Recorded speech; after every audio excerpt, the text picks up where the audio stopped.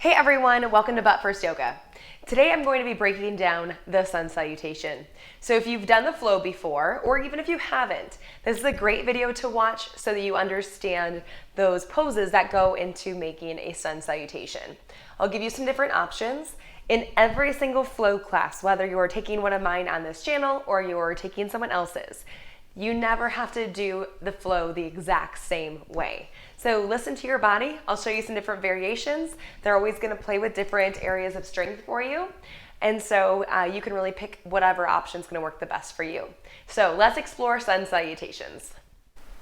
So exploring sun salutations. Sun salutations are just a series of movements put into one that usually we start out breathing a couple of breaths with each pose and then eventually moving to one breath, one movement, and that's where we really get that flow. So we'll start at the top of our mat in what we call mountain pose.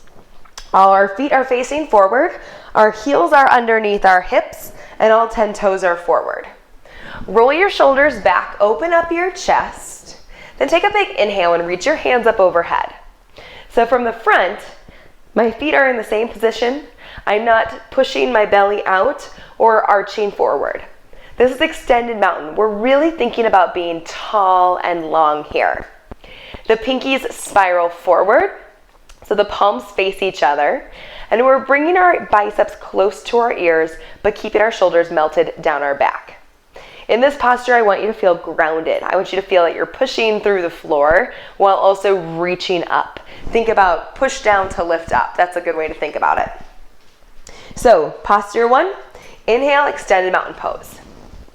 From mountain pose, we exhale in a forward fold. You can either take your arms out to the side for a reverse swan dive or through heart center. Either way, totally fine.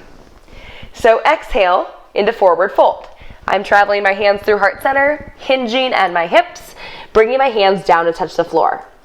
Now, in forward fold, my weight is staying slightly forward, my hips are lifted, and I'm letting my head just fall forward. So as if water could drip down the back of my neck or the back of my head. My knees are soft. They should never be locked out no matter how flexible you are. You might need to bend your knees even more to touch the ground. And if you're not touching the ground, that's okay. You could use a block, you could use a water bottle, something along those lines, so you're not just hanging forward without any support. So this is posture 2, forward fold. Inhale will find us in a halfway lift. Hands come to the shins. We reach the crown of the head forward and we reach the tailbone back. A halfway lift is all about this long spine that I'm creating. So you might see in class sometimes people have the flexibility in their hamstrings to be able to lengthen their spine here. I'm not warmed up right now, nor do I think that I usually can do my forward fold here or my halfway lift here. So my hands are going to stay on my shins. That may still not feel accessible to you. So feel free to bring your hands up to your quads instead, especially if your hamstrings are tight. I still want you to lengthen from the tip of your head down to your tailbone there. Pull your belly button up and in, press your shoulders away from your ears. After forward fold, we go down into our plank. Normally we would go right down into our chaturanga, but for the sake of breaking this down, we'll hold in this plank so I can show you some variations. If you haven't already, be sure to check out my Breaking Down Chaturanga video on this channel. It will give you some different options. So in plank, you can be up on your toes, drawing your belly button into your spine. You could also choose to lower down to the knees, cutting your body weight in half. If you stay up on your toes, you have the option to shift forward and lower down halfway. Or you have the option to come down to the knees, still lowering down halfway, brushing the elbows past the ribs. Another option, stay up on toes, lower down all the way in one piece. However you choose to chaturanga, we're going into a heart opener next. So that could be cobra or that could be upward facing dog. The most common mistake I see is people fully extending their arms for upward facing dog, but not lifting their thighs above the ground. So I want you to be very aware that if you are extending the arms, the thighs need to be lifted up off the ground. So we have some options here. Your first option for your back bend, heart opener, is going to be to keep the hands under the shoulders, pull the elbows back, squeeze between the shoulder blades, And then on your inhale, lift and open the heart forward. Keep little to no weight in the hands as you open the heart forward and squeeze the elbows back. The 10 toes press into the ground. We're keeping the lower body on the mat completely. Another option, in addition to cobra, would be upward facing dog. For upward facing dog, we would lower halfway, untuck the toes, open the heart forward, keep the thighs lifted up off the mat as you roll the shoulders back. Remember, if the arms are extended, the thighs need to be lifted up off the ground.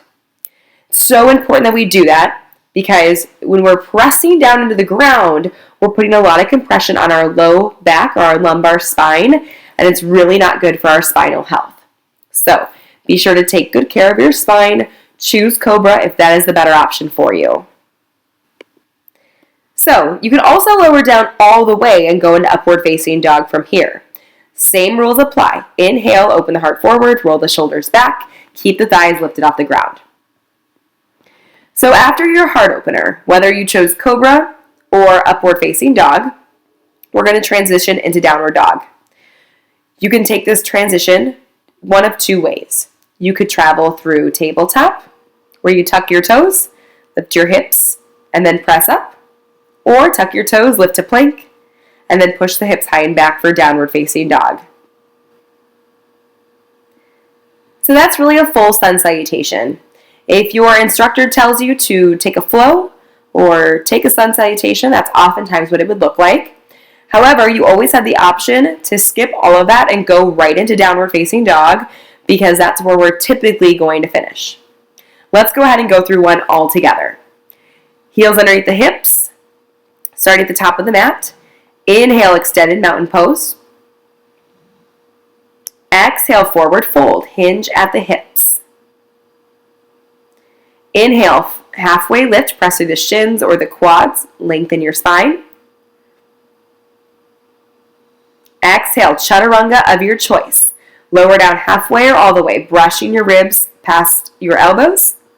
Untuck your toes, inhale, upward facing dog. Exhale, downward facing dog. Hips high and back, press through the palms.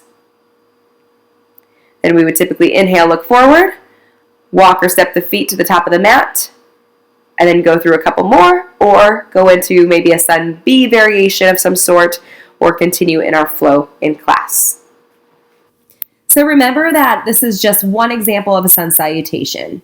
It's a pretty traditional one, but you may see some variations in class. Keep working, keep practicing. We'll see you next time.